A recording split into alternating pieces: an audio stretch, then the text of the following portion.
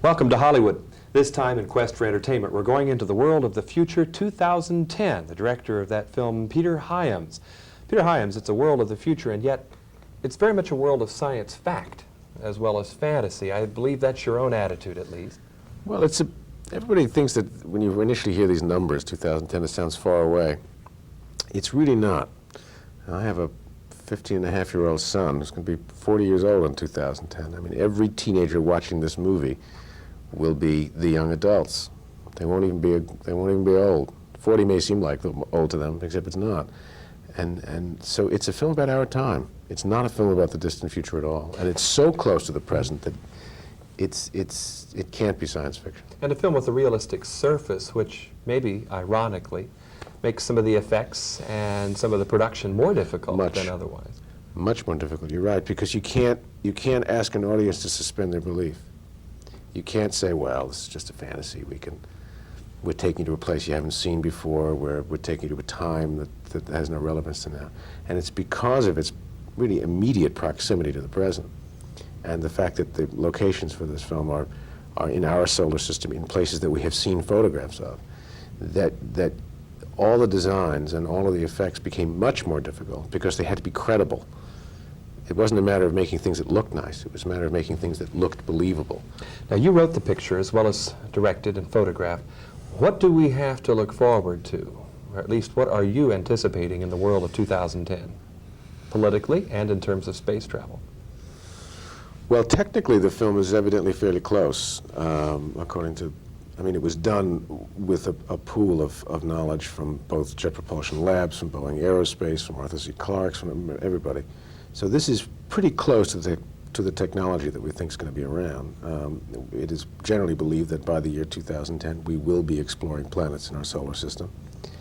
I would hope that politically we are closer to achieving peace than we are now. I know there are a lot of viewers who maybe by now have tired of films that seem so dominated by machinery and technology, and I'd like to compare this to Outland in that we do have Roy Scheider and Sean Connery in both cases, who are family people and who keep their family posted on the adventures going on in outer space all the way through the film. Well, I didn't make a movie about things. I tried to make a movie about people. This is first and last a thriller. It's a film that really aims much more for your heart than for your eye.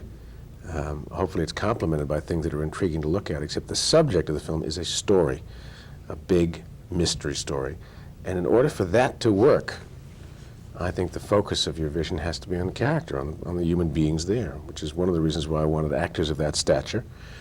And I just believe that we are always going to be in love, we are always going to have children, we are always going to want to make love. I mean, those pursuits that we have been after for the past couple of million years, I don't think that they're going to suddenly stop in 25 years. I understand that you have a fear of heights. I am genuinely acrophobic. Yeah, I absolutely panic on a ladder. And I did want to convey a bit of that in this film. I wanted to convey the fact that space travel is dangerous, especially this kind of travel, which is the same kind of situation we're in with the shuttle, the same kind of situation we were in with the Apollo program, where these are the first people venturing out into something that no one has ever tried or done before. That's dangerous. That's not cavalier. And my reaction, which is obviously a subjective one, would be one of absolute abject terror. And I think it's not inconceivable that some of the characters would feel that too. And it's a long way to fall, after all. Oh, boy. Speaking of long, You'd wrench your back, believe me. How long a production time have you spent on this from an initial conception to the end? It's been about 18 months. Is that typical now, the last few films that you've done? No, actually, I normally spend more time. This was a bit of a sprint. I normally take about 2 years, and this was a little faster than that. Peter Hyams, pleasure talking to you. How many times can I introduce you to the man who says that the distance from here to 2010 is a bit of a sprint? From Hollywood, this is John Tibbetts talking about 2010.